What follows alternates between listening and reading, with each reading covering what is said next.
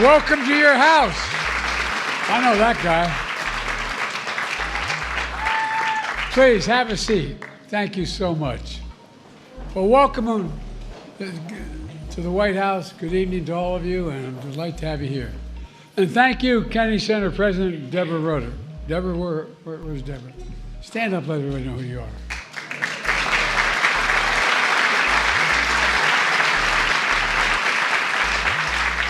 The board chairman, one of the most generous men I've ever known on everything is in need.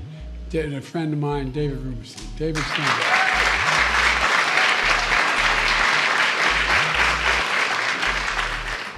When I was getting set up in the president's suite upstairs where we sleep, my brother was saying, "Look, you want to be able to see from your desk.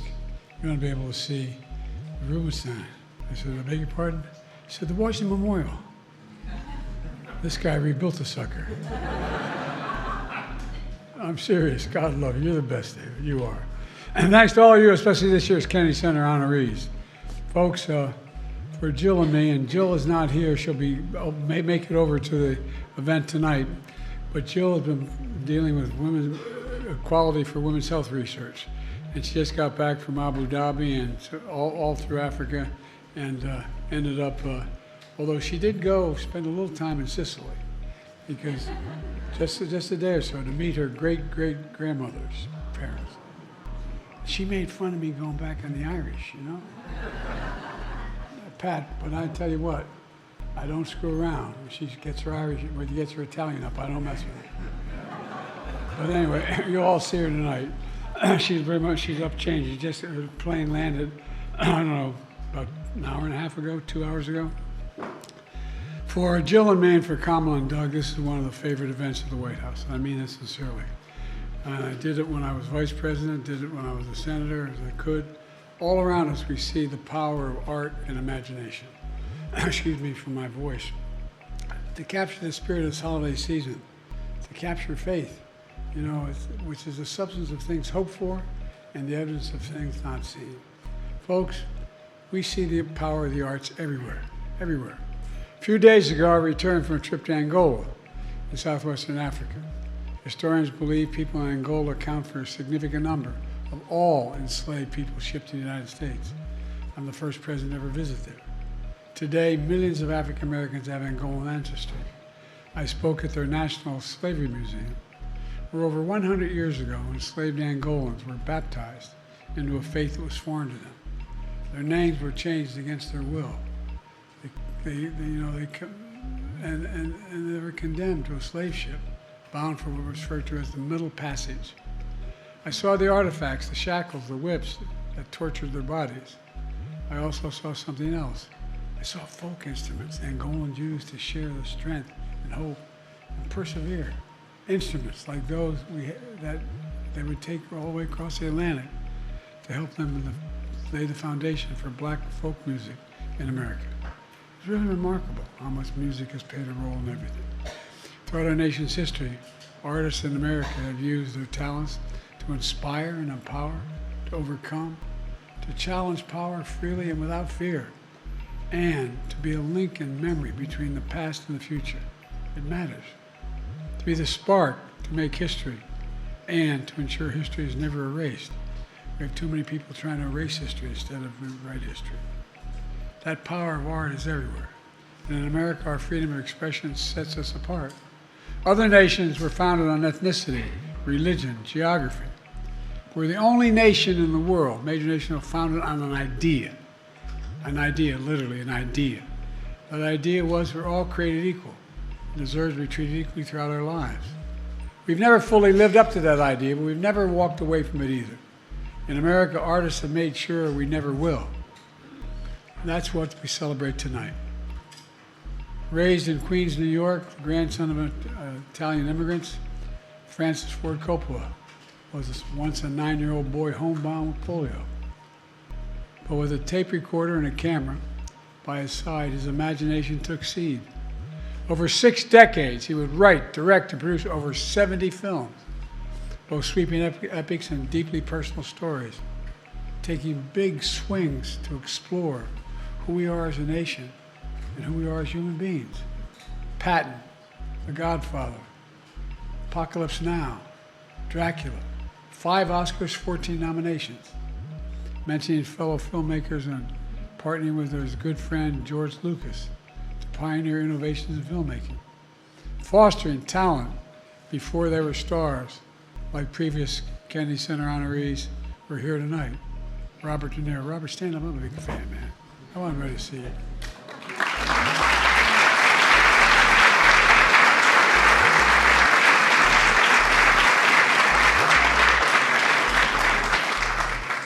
If I get in trouble, I'm coming to you, pal.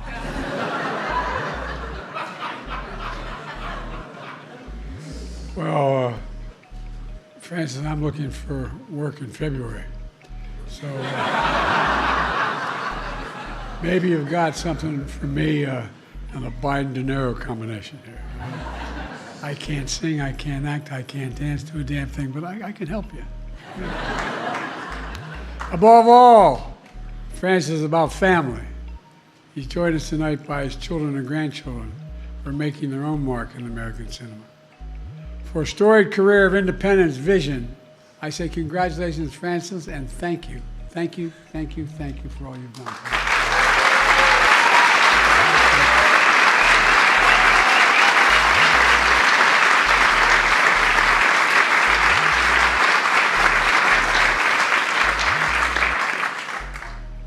Formed in the San Francisco Bay at an inflection point in history, the Grateful Dead have long since transcended 1960 counterculture. Technical virtuosos fiercely dedicated to their craft, they've fused decades and dozens of musical styles to create a willowy new American sound. Experimental, innovative, and brave. Their lyrics tell the story of dreamers and rebels. Their iconic jams are just a performance. They're not just that, but they're an ongoing conversation with generations of devoted fans. Hundreds and hundreds of songs. Recorded 59 of top 40 albums. 59. 2,300 concerts from Woodstock to Egypt's Great Pyramids. One of the most popular bands ever to be watched live in concert. Look, there's still a lot of deadheads around.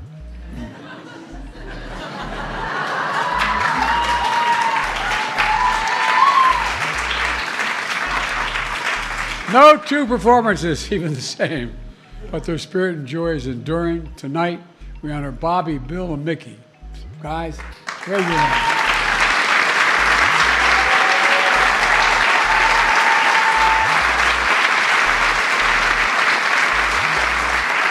And we remember those lost songs along the way, like Ron. Phil, whose grandson Graham is here tonight. And of course, Jerry Garcia, whose daughter Trixie is here. Trixie, where are you? Stand up.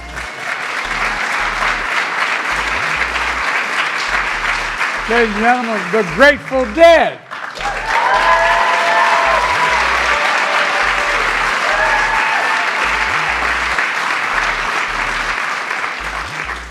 My youngest granddaughter said, "Pop, what's the Dead?" I said, "I beg your pardon? What's the Grateful Dead, Pop?" Anyway, joining them here tonight is another California native. Bonnie Raitt, born and raised in Burbank, the daughter of a famed Broadway singer, accomplished piano player with two musical brothers. 8-year-old Bonnie got her first guitar as a Christmas gift. The rest is history. Thank you, Santa. Thank you, Santa. Over the last 50 years, she's only 50 now, 13 Grammy Awards, 31 nominations, more Grammy performances than any woman in American history.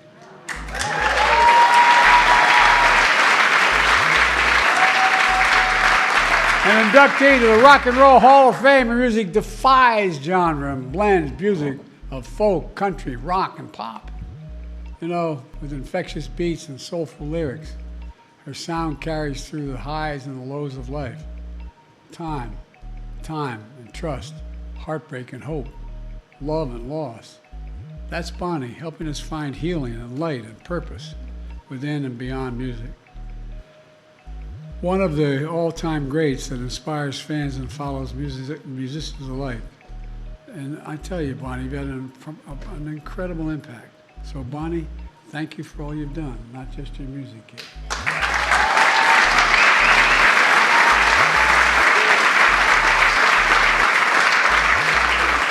When Bonnie picked up that guitar at 8 years old in California, there was a young boy more than 2,000 miles away in Cuba, born to a mechanic and a homemaker, raised in a home with a dirt floor. Arturo Sandoval was 10 years old when he picked up the trumpet. Under a comics museum that controlled everything, from where people could travel to what they could read, his musical talent was undeniable and uncontrollable. While jazz was thriving in the United States, he spent 3 months in jail. 3 months in jail for listening to American legends on the radio. At great risk to he and his family, they fled Cuba for America, to live in the land of the free and share his own jazz sounds for the entire world. 33 albums, 10 Grammys and an Emmy, and the Medal of Freedom. Arturo's story is the American story, a nation of immigrants, a nation of dreamers, a nation of freedom. Congratulations, Arturo. God love you.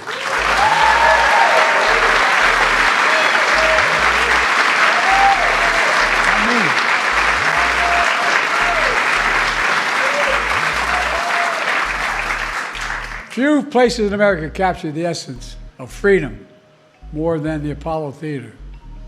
You know, you walk through those doors on 125th Street in Harlem, New York. You walk into American history. Literally walk into American history, opened in the 30s as a refuge for black patrons and performers in a segregated America. Over the next 90 years, became the birthplace of black expression. Home for the hopeful, school for stars in music, dance, comedy, acting, and so much more, including former Kennedy Center honorees Ella Fitzgerald, James Brown, Gladys Knight, Stevie Wonder. The list goes on.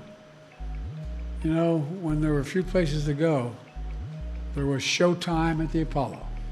Showtime at the Apollo.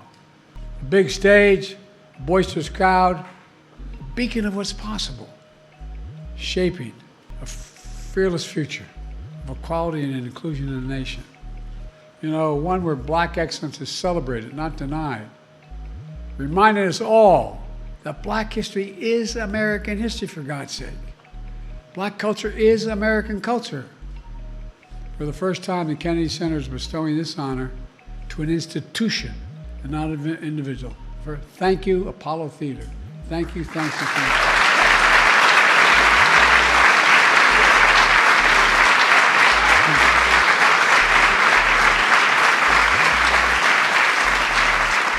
Let me close with this. It's been the honor of my life to serve as your president. And for the final time, Jill and I are honored to represent the presidency, to recognize and respect the power of the arts to literally redeem the soul of the nation. Because that's what he's done so many times, redeem the soul of the nation. So congratulations to our honorees, to your families. Look forward to tonight's shows. God bless you all, and may God protect our troops. Thank you, thank you, thank you. Distinguished guests, please remain in your seats as the President, Vice President, Second Gentleman, and honorees depart. Thank you.